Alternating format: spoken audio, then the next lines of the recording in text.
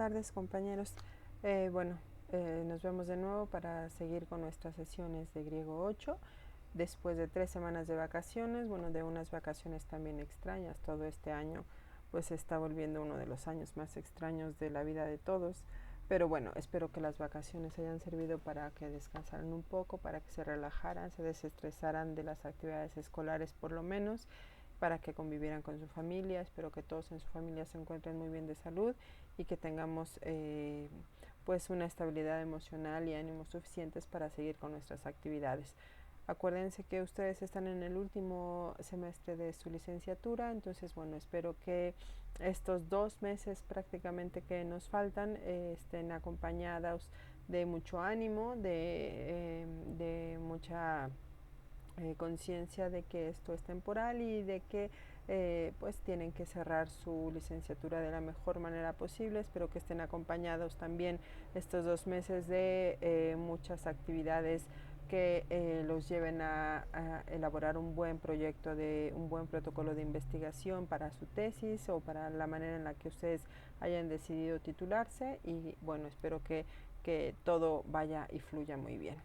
Vamos a seguir con nuestras sesiones. Nos quedamos todavía con el dialecto eólico, así es que vamos a ver una parte del dialecto eólico que es el beocio.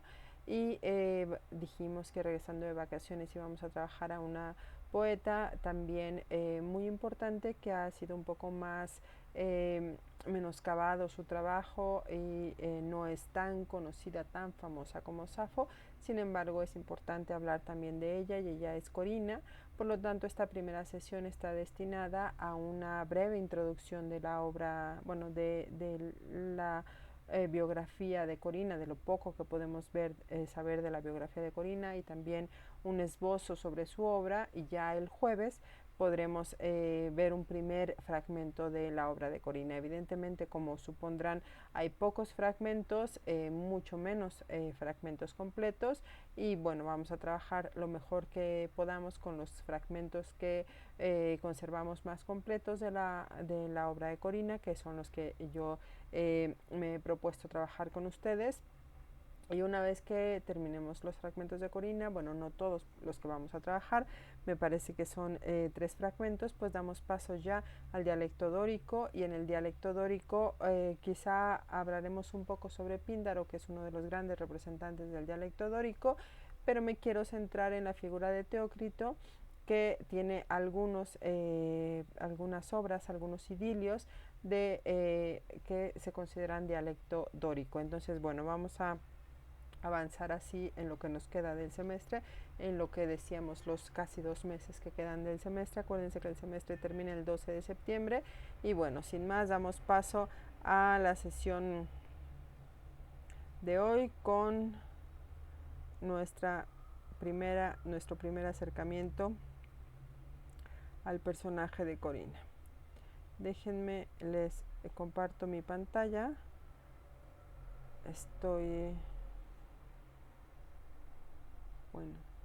Ya se está por ver bien, ya se está viendo. Es la videoclase número 14. Seguimos con el dialecto eolio, específicamente el dialecto beocio. Y decíamos que es un primer acercamiento a Corina y su poesía. Está dividido a muy grandes rasgos en la biografía de Corina, lo poco que se sabe de la biografía, las características del dialecto beocio y algo sobre los fragmentos y los temas que trabaja. Y empecemos.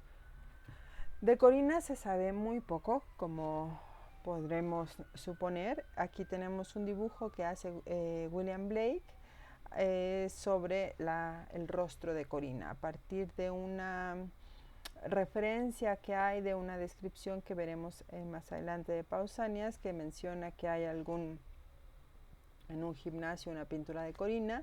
William Blake hace este dibujo sobre Corina. Bien, decíamos que no se sabe, si lo que se sabe de Safo es poco, lo que se sabe de Corina es mucho menor. Y todo no hay nada fidedigno. Muchas de las cosas que conocemos de Corina pues son datos no del todo comprobados, ¿no? Incluso la datación de la vida de la autora también es un asunto complejo. Hay noticias que la sitúan como contemporánea a Píndaro, de eso nos habla el fragmento que vamos a ver ahorita, el de Pausanias, es decir, sería una poeta lírica y sería de finales del siglo VII a.C. Sin embargo, otros lo llevan hasta 5 siglos después, 5 siglos más allá, es decir, en el siglo II a.C., en pleno periodo posclásico. Y una de las noticias más relevantes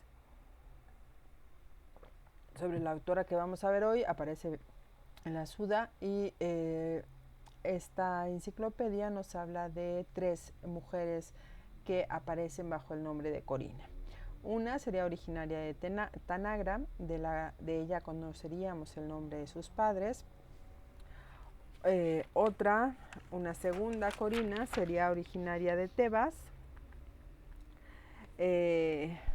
Bueno, de la primera, de la que es originaria de Tanagra, también se propone como ciudad de origen Tebas. Esta primera Corina sería hija de Aquelodoro y de Procratía, y sería alumna de Mirtis, otra poeta. Una más, decíamos, de la ciudad de Tebas, y a ella se le otorga el sobrenombre de Mosca. Y una tercera Corina, suponemos más joven, o bueno, se le conoce como más joven, y que sí se sabe que es poeta o poetisa lírica, y que es originaria de Tespias y es llamada la Corintia. Sin embargo, hoy casi todos los investigadores están de acuerdo en que se puede englobar a las 3 Corinas en una única personalidad, que sería Corina de Tanagra, y tendría la profesión de poeta. Bien.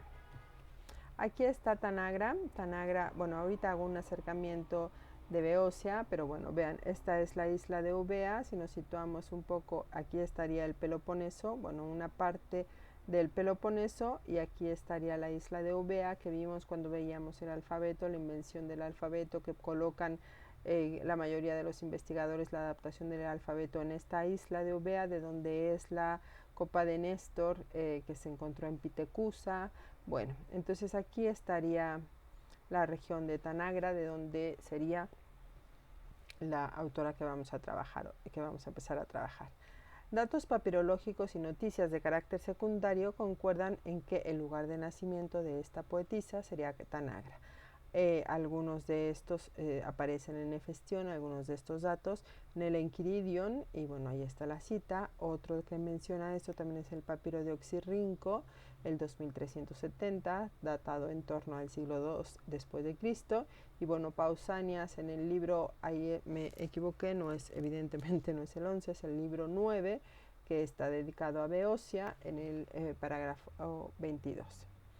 Bueno, este es el mapa que nos muestra, bueno, que está en la edición de Gredos de Pausanias, del libro 9, que está dedicado, como decíamos, a Beocia.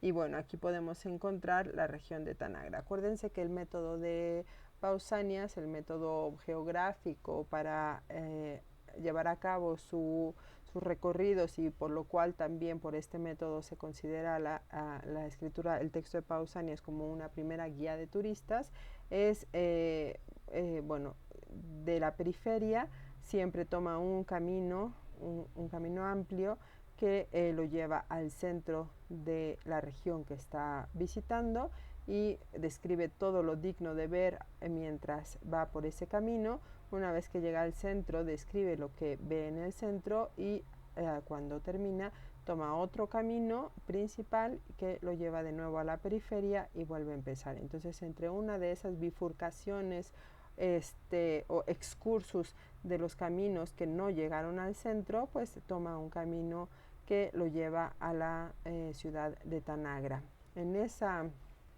Cuando llega a esta parte del camino, que ya no llega hasta el centro, pues describe el siguiente pasaje. Más adelante, ahorita en otra tengo la traducción, pero bueno, dice: Corines de Gemone de Entanagra asmata epoiese, tautes estimen pneuma en perifaneites polios, esti de ento gimnasio grafé, tainia tenkefalenge corina anadumene, tesniques géneca, gempíndaro asmati eniques en Thebais. Faine taidemo y kinesaites dialectu te géneca, jotieden utefone to doridi hosper hopíndaros, alajo polla sinese inemelon aioleis. Caijote enginaicon tote de caliste to eidos, eitite eicone dei tecmairestai. Bien, dice que Corina es la única poetisa de Tanagra y que tiene su sepulcro en un lugar muy conocido de la ciudad y que en el gimnasio hay una pintura que la representa atándose una cinta a la cabeza en señal de la victoria que obtuvo en el canto en una competición de poesía frente a Píndaro en Tebas. Por lo tanto, los que la colocan como contemporánea de Píndaro no solamente la colocan como contemporánea de Píndaro, sino como casi antagonistas, ¿no? Como que mantuvieron siempre una relación de competencia en torno al arte poético. A mí me parece, según Pausanias, que Corina venció debido a su dialecto, porque compuso no en el dialecto dorio como Píndaro, sino en el de los eocios, en el que los eolios habían de entenderla, es decir, en eolio, y porque ella era la más hermosa de las mujeres de su tiempo, si es preciso juzgar por su retrato. Bueno, también a partir de estas descripciones y de enarbolar o de enfatizar la belleza de Corina, una vez más como uno de los factores que la hizo ganar en esa competición de poesía contra Píndaro.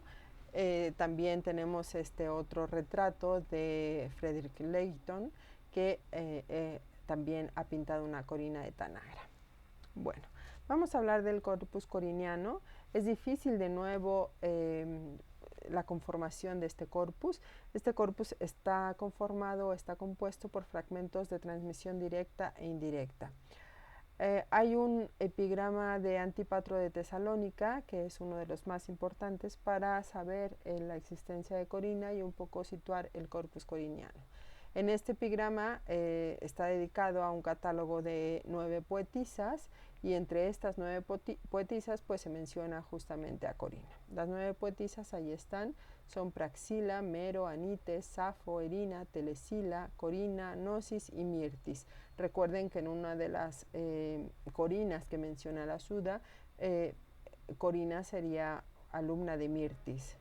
Bueno, entonces aquí tendríamos las 9 poetisas mujeres y Corina estaría evidentemente entre ellas. No tenemos evidencia de que el corpus literario de Corina fuese editado por los filólogos alejandrinos y esto es una cuestión un poco extraña porque se sabe que los alejandrinos editaban todo lo que llegara a sus manos.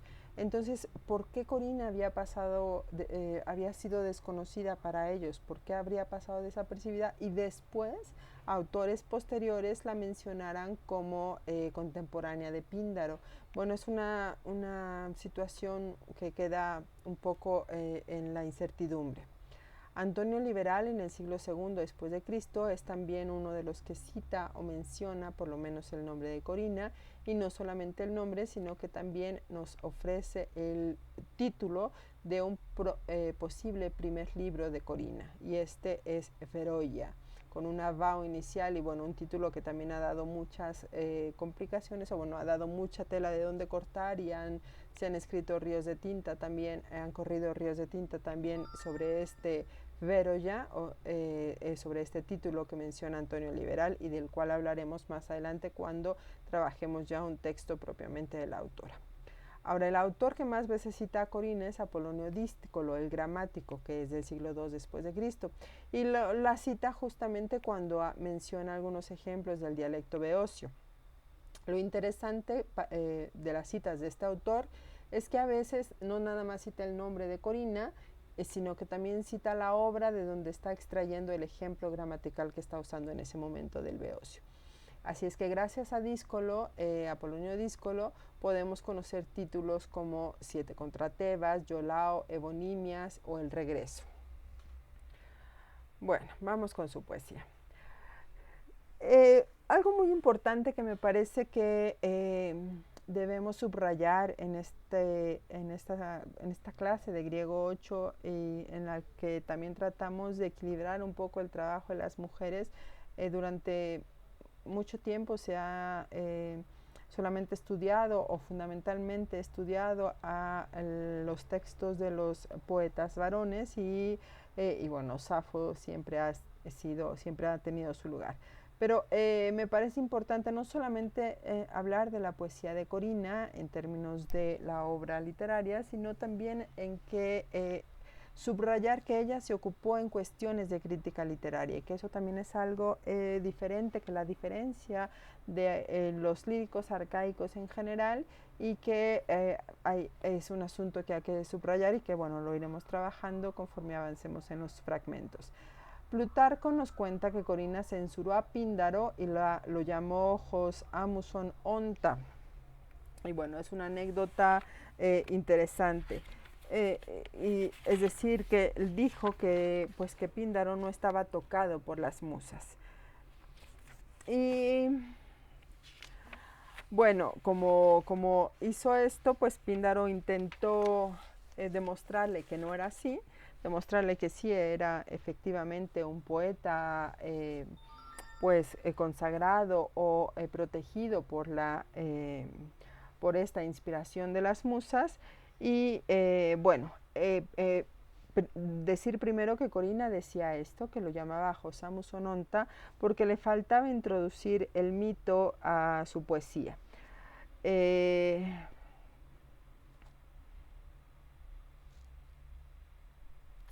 Bueno, porque decíamos no componía mitos en su propia práctica poética.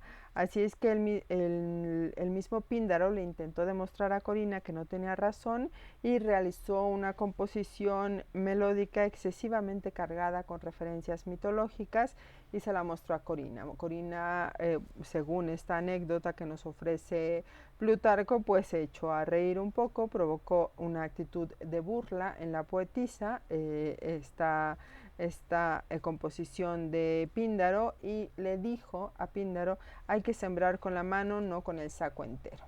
Bueno, otra cosa importante para definir que Corina se ocupa en cuestiones de crítica literaria es cómo habla ella misma de su propio quehacer poético, y para ello utiliza determinados adjetivos relacionados con los modos de la expresión. Uno de ellos está aquí en este fragmento del papiro de Oxirrinco 2370, que es ligurocotilis. Bueno, Aristóteles en De Auli, ahí me faltan muchas cursivas, pero bueno, lo corrijo antes de subir la presentación, en la obra de Audibilibus, ahí está el 804 a 29 y siguientes, dice que ligirai son los sonidos delicados e intensos con los que las cigarras, las langostas y los ruiseñores se comunican, ¿no? Y que se trata de estos sonidos que, además de delicados e intensos, tienen las cualidades de agudeza y de precisión. Por ejemplo, Homero en la Odisea, en el canto 12, aplica este mismo término ligirai al sonido de las sirenas. Bueno, otra cosa importante de destacar en Corina, además de que se ocupa de cuestiones de crítica literaria, es que su poesía también tiene una función didascálica, que en Corina hay una función didascálica de la cual también hablaremos más adelante cuando trabajemos los fragmentos. Ahora, ¿qué habla? ¿Qué temas trabaja Corina en sus textos? Pues evidentemente sus fragmentos están muy vinculados a la zona geográfica que habita, es decir, a Beocia. Y bueno, tenemos aquí 3 fragmentos que son los que vamos a trabajar, que son los fragmentos más completos, los más trabajados también, que bueno, en el primero, que ahí están los manuscritos, es el final, se trata de varios versos que ocupan el final de una intervención en una competencia poética de nuevo, donde se están enfrentando el Citerón y el Helicón con estos epónimos, con estos nombres de montes. Se están enfrentando 2 poetas, el Citerón y el Helicón. En un segundo fragmento se habla de un poeta que se llama Acrefén, que le cuenta al río Asopo la suerte que han corrido sus 3 hijas. Perdón, sus 9 hijas, las hijas de este. Y en un tercer fragmento, pues la poetisa es instada a cantar hermosas historias, que son estos feroia, que hablaremos de ellos más adelante, en honor y ante las mujeres de Tanagra. Bueno, vamos a las características lingüísticas y ortográficas del beocio. Les voy a pedir que mantengan a la mano, que tengan siempre a la mano, sobre todo cuando trabajemos evidentemente Corina, esta presentación, porque es difícil. Lo más complejo de Corina me parece que son los vocalismos, y bueno, aquí aparecen explicados estos vocalismos que ahorita quedan un poco en el aire, pero que cuando trabajemos los fragmentos los podremos ir aterrizando mucho más fácilmente. Bueno, aquí es lo que utiliza Corina: ei, eta, i, omega, diptongo u, etc. Y de este lado, pues la correspondencia en ático. Por ejemplo, el diptongo ei en Corina, en ático correspondería a la eta. Y tendríamos, aquí están referidos el fragmento y el verso. Tendríamos un pateir, que equivale a pater. Después la eta equivale a un diptongo ai, tendríamos aquí quizeron, que equivale a quizairon. Después la iota equivale al diptongo ei, y tendríamos eji, que equivale a un ejei, una tercera persona. La omega a diptongo u, que ya nos había salido también en el eolio en general, y aquí tendríamos un genitivo cronu. Sin embargo, el diptongo u inicial e intermedio se mantienen, por ejemplo, orusen. Después el diptongo u equivale a y, como en duin, y la y equivale a diptongo oi. Por ejemplo, este tui sería un toi. Sin embargo, se mantiene este oi en el dativo singular de los temas en o, como en antroi. Bien. En cuanto a decíamos que el sistema vocálico es lo más complejo. No complejo, digamos, lo más difícil lo más laborioso, porque no es ni difícil ni complejo, pero sí no lo tenemos tan presente en nuestro cerebro. Entonces, cuando vemos un fragmento de Corina con todos estos vocalismos, cuesta un poco de tiempo acostumbrarse a verlos y saber a qué equivalen en el dialecto ático. Entonces, por eso les pido que tengan a la mano esta presentación para cuando trabajemos los fragmentos de Corina. El sistema consonántico en realidad es simple, no tiene muchos cambios, solamente la xi se expresa con la unión de dos sigmas, y por lo tanto esta preposición equivale a un hex, por ejemplo. La delta inicial equivale a una z, como en deus, y la nitao suele equivaler a una ni más teta, aspiración, como en casonce. Y bueno, a veces hay capa en vez de tao, como en poca, que lo veremos. Y bueno, también hay un uso importante de dígama inicial, que lo hemos visto, o de vao inicial, que lo hemos visto desde el homérico, pero que en Corina suele mantenerse. Y lo tenemos, por ejemplo, en el felicón, o en el vero ya, que es este título que les digo que se ha mencionado para uno de los libros, de los libros de las obras de Corina, pero también lo tenemos en este infinitivo Wieden. Bueno, en cuanto a la declinación, hay también pocas cosas que decir. El genitivo masculino singular de los temas en alfa no contrae, y nos queda el ao, el dativo de tercera declinación en esi, que lo teníamos también desde el dativo homérico, y los dativos de la tercera declinación en uis, esto es también diferente, y en es. Son utilizados estos solo a final de verso, solamente podemos encontrar estos dativos al final de verso, o en coordinación con otra palabra que utiliza un dativo en esi. Y la utilización de final de verso en las primeras formas no restringe el uso de las segundas. Es decir, podemos encontrar un dativo en esi también a final de verso, no es restrictivo. Bueno, el infinitivo en men, y los pronombres personales amos, tú para la segunda persona, tíos en el acusativo plural masculino de segunda persona, y bueno, el nin de la tercera. El demostrativo ta, de, to, de, bueno, como hay pocos fragmentos de Corina, pues esto es lo que se ha verificado en la poesía de Corina, ¿no? Suponemos que pues el paradigma seguiría completo, pero aquí se ponen en la presentación exclusivamente los que se han encontrado en los fragmentos. Y este jutan, que equivaldría a un tautan. Y bueno, en cuanto a las preposiciones, decíamos esta es con doble sigma, equivale a nuestro hex o ex, a nuestra ec, pues. Y la en, la preposición en Corina también puede utilizarse con acusativo, pese a que en ático no es, es de un solo caso, y con dativo, pues cuando en Corina vemos una en más acusativo, equivale evidentemente a una es que expresa dirección. Bueno, eso sería todo de la introducción a Corina. Decíamos que vamos a trabajar el primer fragmento hasta el jueves. Yo les pido que por lo pronto estudien sobre todo los rasgos lingüísticos y ortográficos del fragmento beocio de Corina para poder empezar a trabajar ya propiamente uno de los fragmentos la siguiente sesión.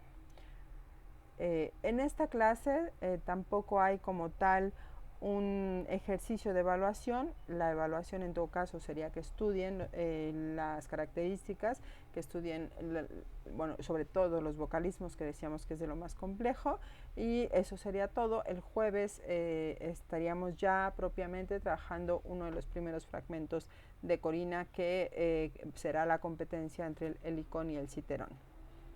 Bueno, chicos, que estén muy bien. Nos vemos el jueves.